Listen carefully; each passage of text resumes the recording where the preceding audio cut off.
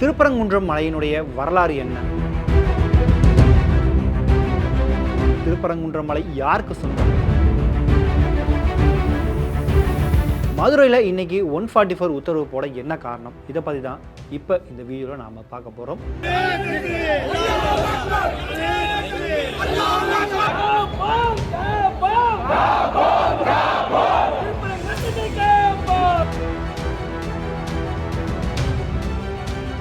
திருப்பரங்குன்றம் மலை மீதான ஒரு வரலாறு அப்படிங்கிறது வந்து இன்றைக்கி நேரத்தில் பல வருடங்களாக அந்த ஒரு வரலாறு நீடிச்சதாக இருக்குது. குறிப்பாக இப்போ ரீசெண்டாக வந்திருக்கக்கூடிய பிரச்சனை வந்து அங்கே இருக்கக்கூடிய அந்த சிக்கந்தர் பாஷா அந்த தர்காவுக்கு வந்து இஸ்லாமியர்கள் ஆடு கோழிகளை கொண்டுட்டு போகிறாங்க. அப்படி கொண்டுட்டு போய் இறைச்சிகளை மலை மீது உட்காந்து சாப்பிட்டு அந்த மலையினுடைய புனிதத்தன்மையை அவங்க கெடுக்கிறாங்க அப்படின்னு ஒரு பக்கம் இந்து அமைப்பினரும், இன்னொரு பக்கம் இஸ்லாமியர்கள் இது காலங்காலமாக நாங்கள் பண்ணுற எங்களுடைய தொழுகை தான், எங்களுடைய நடைமுறையில் ஒன்று தான், இவ்வளோ வருஷமாக இது அமைதியாக நாங்கள் பண்ணிகிட்டே இருக்கோம், திடீர்னு எதிர்ப்பு தெரிவிக்கிறீங்க அப்படின்ட்டு இன்னொரு பக்கம் இஸ்லாமிய அமைப்பினர்களும் தங்களுடைய குரலை கொடுத்துருக்காங்க. ஆனால் இந்த ஒரு விஷயம் வந்து நேற்று இன்னைக்கு இல்லை, பல வருடமாக நடந்துட்டு இருக்கு. முதல்ல இந்த திருப்பரங்குன்றம் மலையினுடைய வரலாறு பற்றி நம்ம பார்த்துலாம். கிபி 6-8ஆம் நூற்றாண்டுகளில் அப்போ மதுரை ஆட்சி பண்ணிட்டு இருந்த பராந்தக நெடுஞ்சனையினுடைய ஆட்சி காலத்தில் தான் அங்கே திருப்பரங்குன்றம் கோயில் கட்டப்பட்டிருக்கு அப்படின்ற வரலாறுகள் தகவல் தொழுது. ஆனால் அது மட்டும் இல்லாமல் அப்போவே திருப்பரங்குன்றம் மலை மேலே வந்து சமணப்படுகைகளும் நிறைய இருந்திருக்கு. நீங்கள் மதுரை சுற்றி பார்த்தீங்க அப்படின்னா அங்கே நிறைய மலைகள் இருக்குது. அங்கே நிறைய எல்லா மலைகளிலுமே மோஸ்ட்லி வந்து சமணப்படுகைகள் அவங்களுக்கான இது, அதாவது ஒரு பக்கம் பௌத்த மதத்துக்கும் அவங்க நிறைய விஷயங்கள் பண்ணிட்டு இருந்திருக்காங்க அந்த காலகட்டத்திலேயே. அது மட்டும் இல்லாமல் மலைக்கு மேலே காசி விஸ்வநாதர் கோயிலும் ஒன்றும் இருந்திருக்கு. ஆரம்ப காலகட்டத்தில் அந்த கோயில் தான் முதல்ல இருந்தது, அதுக்கு பிறகு தான் கீழே கோயில் கட்டப்பட்டிருக்கு அப்படின்னு சொல்லப்படுது. இதுக்கு மத்தியில் அங்கே சிக்கந்தர் பாஷாவினுடைய தர்காவும் ஒன்று 1300கள் அந்த காலகட்டத்தில் கட்டப்பட்டிருக்கு. இந்த சிக்கந்தர் பாஷா யார் அப்படின்னு பார்த்துன்றதுக்காக ஒரு பெரும்படை இங்கே வந்திருக்கு. அப்போ சுல்தான் சிக்கந்தர் பாஷா திருப்பரங்குன்றம் பகுதியை வந்து தன்னுடைய கண்ட்ரோலில் அவர் எடுத்துக்கிட்டாரு. குறிப்பாக அப்போ பாண்டிய மன்னனாக இருந்தவங்க எல்லாருமே வந்து அந்த ஒரு போரில் தோல்வி அடைகிறாங்க. குறிப்பாக மிகப்பெரிய உயிரிழப்புகள் இரண்டு தரப்புக்கும் ஏற்படுது. அப்போ வந்து விஜயநகர பேரரசு உதவியோட திரும்பவும் போர் தொடுக்கலாம் அப்படின்னு பாண்டிய மன்னர்கள் திரும்பவும் மதுரையை நோக்கி படையெடுத்து வராங்க. அப்போ சுல்தான் சிக்கந்தர் வந்து ராமநாதபுரத்துலேருந்து தன்னுடைய ஆட்களை கூப்பிடுறேன்ட்டு அவரும் ஒரு பக்கம் படையில் கூப்பிட்றாரு. இந்த போரில் இரண்டு தரப்புக்குமே உயிரிழப்புகள் ஏற்படுது. மதுரையை வந்து இந்த பாண்டியன் படைகள் வந்து கைப்பற்றுறாங்க.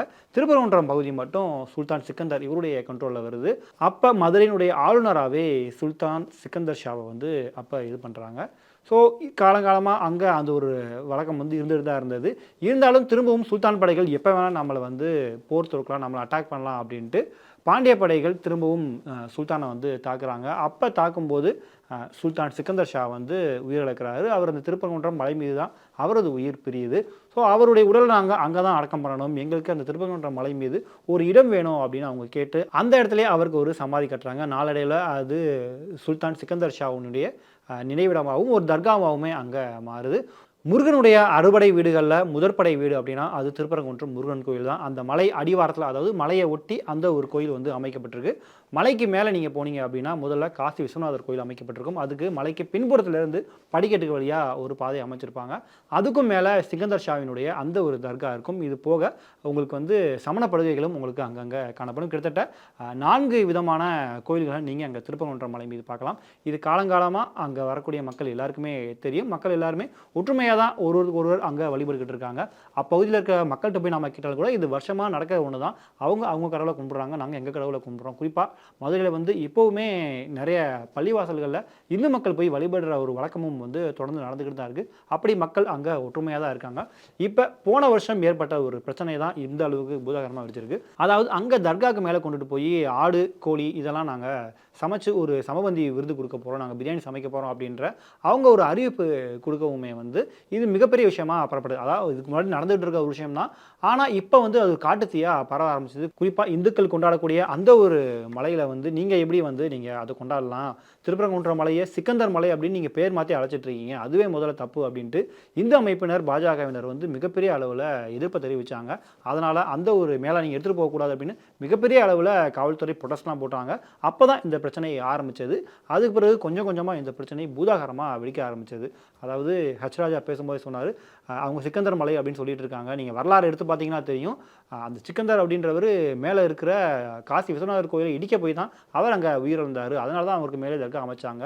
கோயில் வந்து எங்களுக்கு தான் சொந்தம், இந்துக்களுக்கு தான் சொந்தம் அப்படின்ட்டு ஹெச்ராஜா ஒரு பக்கம் காட்டமான ஒரு அறிக்கையை கொடுக்குறாரு. அது மட்டும் இல்லாமல் வானதி சீனிவாசன், இந்து அமைப்பினர் உட்பட பலருமே இதுக்கு எதிர்ப்பு தெரிவிக்கிறாங்க. அதாவது அவங்களுக்கு கிடையாது, கோயில் வந்து எங்களுக்கு தான் சொந்தம். முருகனுடைய அறுபடை வீடுகளில் முதற்படை வீடு திருப்பரங்குன்றம். அது வந்து எங்களுக்கு தான் சொந்தம். அது திருப்பரங்குன்றம் மலை அப்படிங்கிறது இந்துக்களுக்கு சொந்தமான ஒன்று. இது கோர்ட்டே சொல்லிட்டாங்க அப்படின்ட்டு ஒரு பக்கம் இவங்க சொல்லிட்டு இருந்தாங்க. இன்னொரு பக்கம் வந்து இது காலங்காலமா நடக்கிற ஒரு விஷயம் தான்.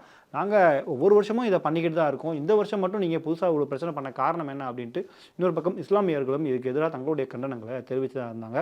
இந்த நிலையில இதுக்கு கண்டனம் தெரிவித்து தமிழ்நாடு முழுக்க இருக்கக்கூடிய இந்து அமைப்பினர் மற்றும் பாஜகவினர் வந்து போராட்டம் பண்ண போறதா தகவல்கள் வெளியாச்சு. குறிப்பா திருப்பரங்குன்றம் கோயிலுக்கு முன்னாடி வந்து அவங்க போராட்டம் பண்ண போறாங்க அப்படின்ற தகவல் வெளியாகவும் தான் மதுரையில் திருப்பரங்குன்றம் பகுதியில் 144 உத்தரவை ஆட்சியர் வந்து பிறப்பிக்கிறாரு. தமிழ்நாட்டில் இருக்கக்கூடிய மற்ற இடங்கள்லையுமே அவங்க போராட்டம் பண்ணாங்க. இதில் குறிப்பாக வந்து அவங்க கோயிலுக்குள்ளே வந்தும் இன்னைக்கு கோயிலுக்கு உள்ளக வந்தும் முருகன் வாழ்க, எங்கள் கோயில் எங்களுக்கு தான் சொந்தம் அப்படின்ற மாதிரியான கோஷங்கள் எழுப்புறதை நாம் கவனிக்க முடிஞ்சது. குறிப்பாக திருப்பூரில் இருக்கக்கூடிய இந்து முன்னணி மாநில தலைவர் கடேஸ்வர சுப்பிரமணியன் வந்து திருப்பரங்குன்றம் கிளம்புனப்ப அவரை காவல்துறையினர் கைது செஞ்சாங்க.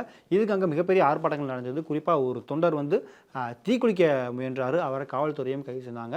இந்த அளவுக்கு இந்த ஒரு பிரச்சனை வீரியமாக போயிட்டு இருக்கு. குறிப்பாக இதில் பாஜக தலைவர்கள் வந்து அண்ணாமலை ஆகட்டும், அதுக்கு பிறகு எச் ராஜா, வானதி சீனிவாசன் அப்படின்னு எல்லாருமே இது வந்து திமுக அரசு நோக்கி தான் விமர்சனம் வைக்கிறாங்க. திமுக அரசு தான் இந்த ஒரு பிரச்சனையை வந்து வேடிக்கை பார்த்துக்கிட்டு இருக்கு. திருப்பரங்குன்றம் மலை வந்து இந்துக்களுக்கு தான் சொந்தம் அப்படின்னு ஒரு தரப்பினர் அவங்க குற்றம் சாட்டிக்கிட்டு இருக்காங்க.